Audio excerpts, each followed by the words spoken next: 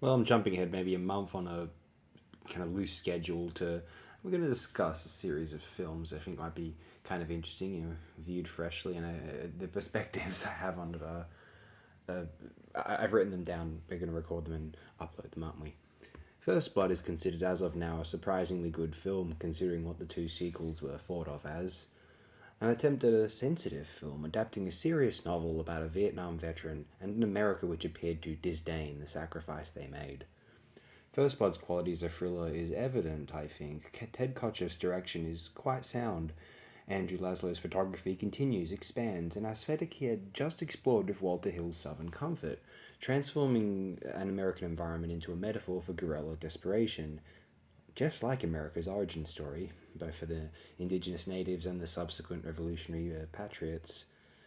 Years prior, this film's director, Canadian Ted Kotcheff, directed a very great, seminal, almost lost but eventually found, Australian film titled Wake in Fright, which pried into the dark truths of the nation's bloke culture and the sadism and psychopathy hidden beneath it, a submerged pathos.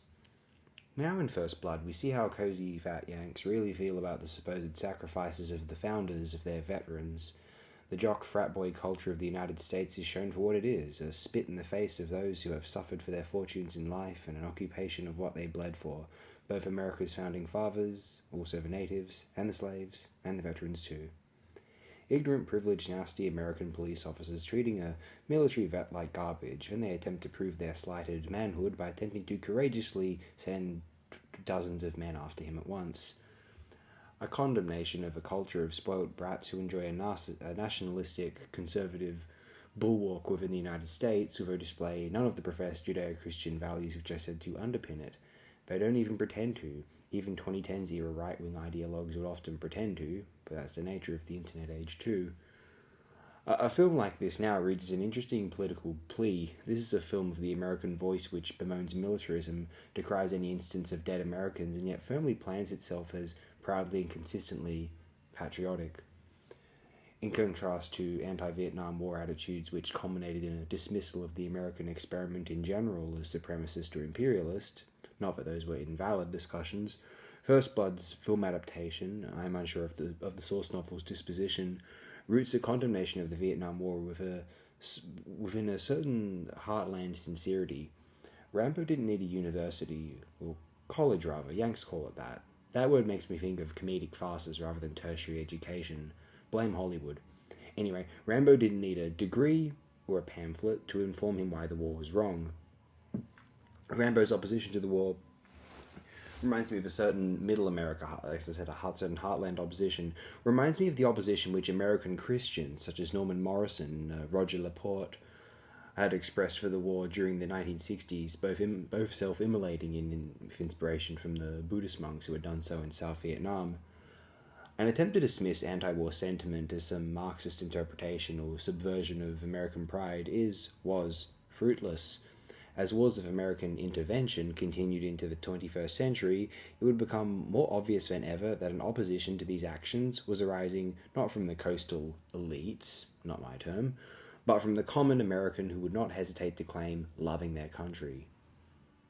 John Rambo does not appear to express disdain against the Vietnamese. He considers America to have been responsible for his pain.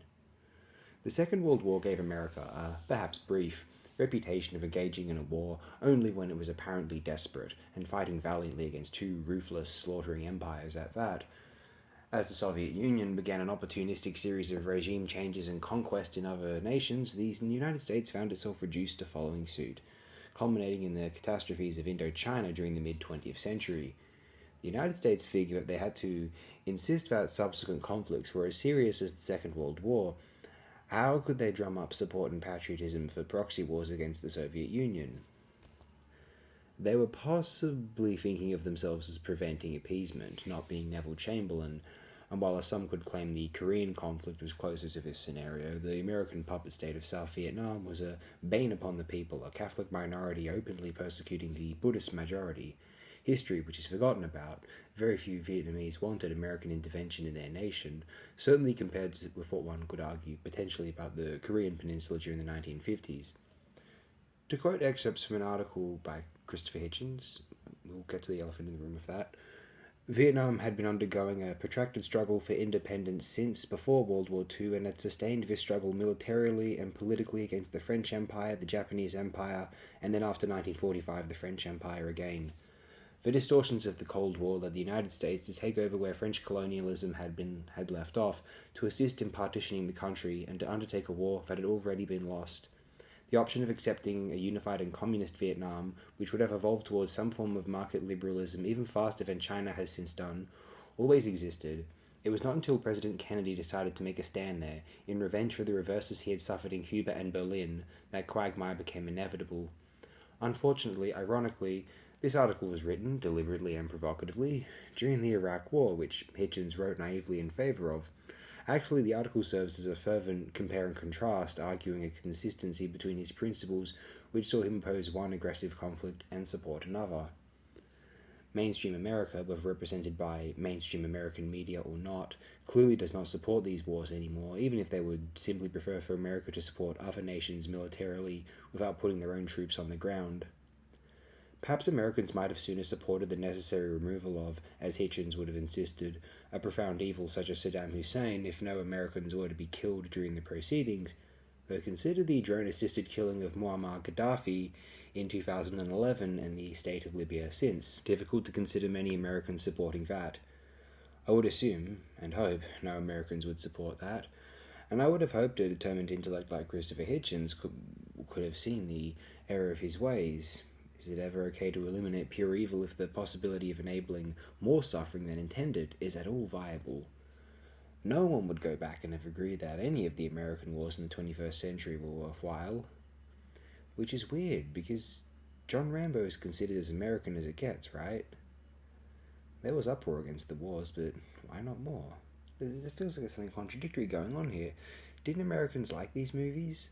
Didn't you realize war was bad? Oh, most audiences just think of 2 and 3. Gotcha. Yeah, of course. How silly of me. So yeah, fine film.